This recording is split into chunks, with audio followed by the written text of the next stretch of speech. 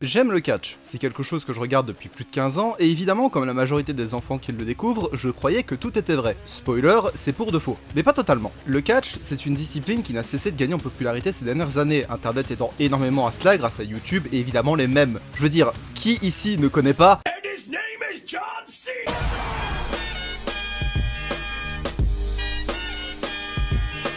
Mais du coup, pourquoi j'ai choisi de parler de catch? C'est quoi le rapport entre le catch et un mec qui analyse de la narration? Bah justement, ce sont les histoires qu'ils vont nous raconter car, comme c'est faux, c'est-à-dire que leurs histoires sont écrites, scriptées, préparées, et elles n'ont rien à envier à ce que vous pouvez trouver dans les jeux, films, séries ou tout autre média scénarisé. Bienvenue dans The Storytelling sur le catch. Bon, le truc chiant à vouloir parler de catch, c'est qu'il a son propre langage que beaucoup ne connaissent pas et que les histoires s'étalent sur de longues périodes de temps.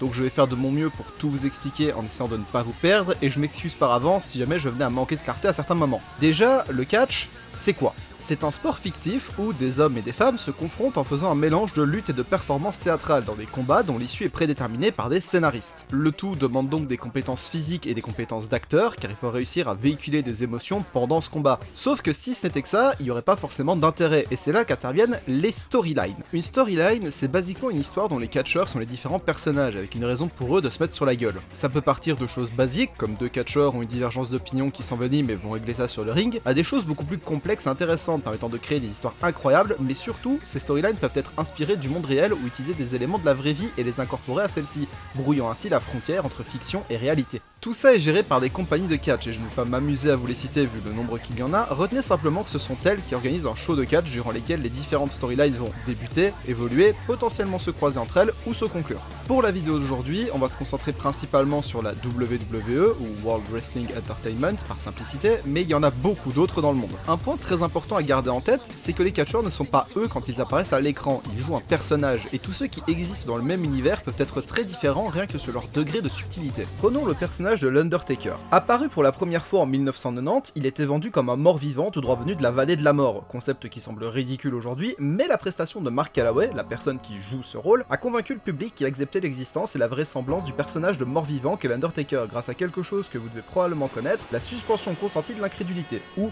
kayfabe dans le monde du catch. Pour faire simple, c'est une règle tacite qui vous permet d'accepter et de ne pas remettre en question l'existence de certaines choses dans un univers tant que ces dernières restent cohérentes avec la diégèse de ce qu'on vous raconte. Dans le catch, l'idée principale est que vous, en tant que spectateur, vous acceptez que tout ce que vous regardez est vrai, que rien n'est scénarisé alors que ça l'est. Pour en revenir aux personnages, nous avons donc des personnages comme l'Undertaker, assez éloignés du réel, mais qui peuvent tout à fait fonctionner si bien interprétés. Alors qu'à l'opposé, nous avons aussi des personnages plus ancrés dans le réel, comme John Cena, qui, en plus d'utiliser son vrai nom comme nom de scène, est très proche de son personnage en termes de caractère et d'action, étant un vrai super-héros. Et entre les deux, nous avons tout un spectre de personnages possibles qui peuvent être plus ou moins réalistes et plus ou moins proches de ce qu'ils sont dans la vraie vie. Tous ces personnages vont être catégorisés en trois groupes, les face ou gentils, les heal ou méchants, et les tweeners ou anti-héros. Ces groupes servent principalement à deux choses, définir une partie de leur caractère, les gentils sont honnêtes, les méchants ne le sont pas et trichent, etc.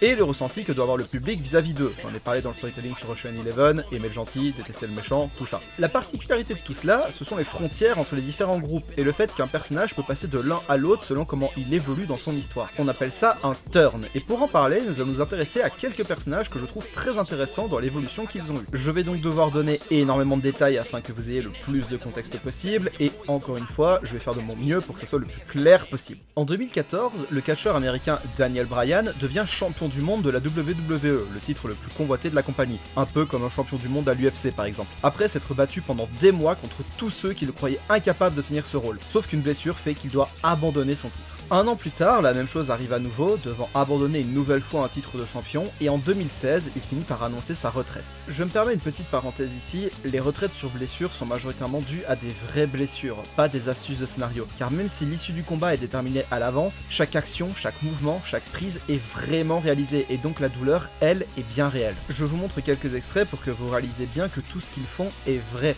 tels des cascadeurs sur un tournage, et s'ils font tout pour que chaque coup paraisse le plus réel possible et soit le moins douloureux pour pour eux, ça ne les empêche pas de salement morfler quand même. Donc, en 2016, Daniel Bryan annonce sa retraite. Il refait quelques apparitions du côté des personnages, ayant un impact décisionnel jusqu'en 2018, où, à la surprise générale, il annonce avoir l'autorisation de remonter sur le ring et il reprend sa carrière qui continue encore aujourd'hui en 2024. À ce moment-là, il est un face indiscutable, adoré du public et qui est guidé par une phrase très inspirante: « Bats-toi pour tes rêves se battront pour toi ».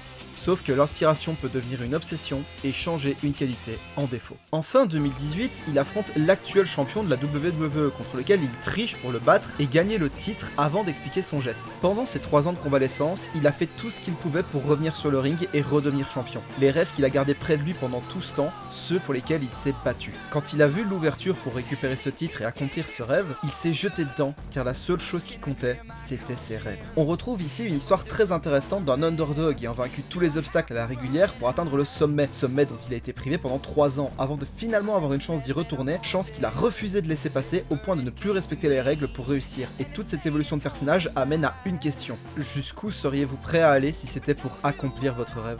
Deuxième histoire. En 2020, le catcheur écossais Drew McIntyre gagne une opportunité pour obtenir le titre de champion de la WWE. Sauf qu'entre-temps, une certaine pandémie provoque un confinement mondial. Cela n'a pas arrêté la WWE qui a continué d'organiser ses shows sans public jusqu'au plus gros show de l'année, WrestleMania, un équivalent du Super Bowl ou la finale de la Champions League.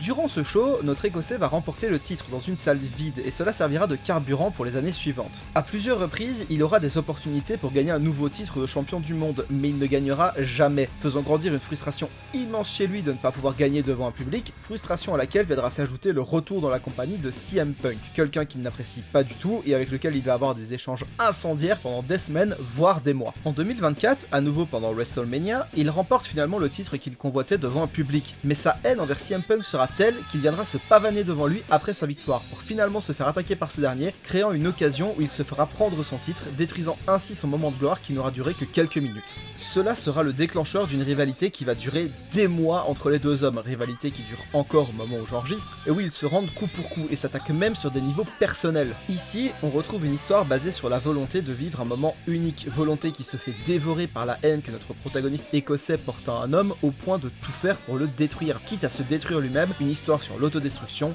et la haine obsessionnelle. Les deux cas que je viens de vous raconter sont principalement décidés par les scénaristes, mais une des beautés du catch, c'est l'improvisation, et pour ça, je vais vous ramener en 2002. Cette année-là, Hulk Hogan, légende du catch et de la WWE, est un heel dans un groupe nommé la NWO, New World Order ou Nouvel Ordre Mondial, et il se retrouve en rivalité avec The Rock, que vous connaissez sûrement sous le nom de Dwayne Johnson, qui est l'un des deux grands faces de la WWE à cette époque. Les deux doivent s'affronter au WrestleMania de cette année-là, et si vous avez bien suivi, le public devrait acclamer The Rock, qui est le gentil, et huer Hulk Hogan, qui est le méchant. Sauf que le public, c'est la seule chose qu'on ne peut pas scripter. Lors de l'événement, le public va acclamer Hulk Hogan en héros, victime de la nostalgie de revoir cette légende, et les deux catcheurs, comprenant que le plan de base ne fonctionnera pas, vont s'adapter afin de délivrer une toute autre histoire, amenant improvisation sur improvisation afin de permettre au public de continuer d'acclamer la légende, et je pense que c'est le point le plus important du catch au final. Contrairement aux autres sports, le catch est un divertissement, un théâtre vivant où les acteurs tentent de faire véhiculer des émotions et des valeurs au public présent, public qui va leur rendre en les soutenant, en les haïssant, car comme dans les autres médias, si tu es acclamé ou détesté quand ton personnage est fait pour l'être, c'est que tu as réussi à transmettre la bonne émotion. Le catch, c'est pour de faux,